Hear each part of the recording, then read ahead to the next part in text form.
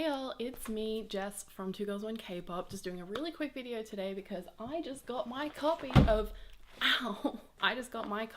Map of the Soul Persona in the mail, and I wanted to do a really quick unboxing. I'm very excited and a little nervous. Oh, you're nervous? Yeah. Now I ordered version 1 because I personally felt like that was the best concept photos. It's so pretty, and it is version 1, the light pink version. I don't know if that's gonna focus on it. This is my first ever K-pop album. How do I get into this? Benefits of long nails. Let me in, I wanna get in. So for people who don't know K-pop albums, they always come in multiple versions. It'll come with different photo cards, and you never know which photo card you're gonna get because it could be one of any of the members. It's such a beautiful packaging.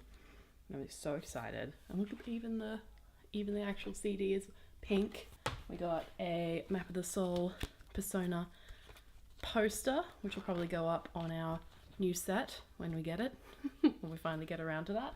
I'm covered in my own hair. So we got a photo book, which is so pretty, and it's got track list on the back, and it's just super simple. Map of the Soul Persona. Okay, I really want Sugar, obviously, because Sugar is my bias and I really want him, but I love them all, so I'll be happy with whoever I get, but I really want Sugar so much. A few moments later. Oh my god, I got the Sugar photo card.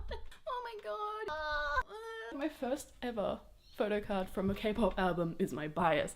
Do you know how rare that is? And we got some more in the middle here. We got another one. Oh, Hobie! So I got soap in my first album. I love this concept of them with the like cute blankets. I'm gonna probably spend the next like God knows how long just looking through. Look at him with his little glasses. Thank you guys for watching. I hope that this was interesting, if it wasn't too bad.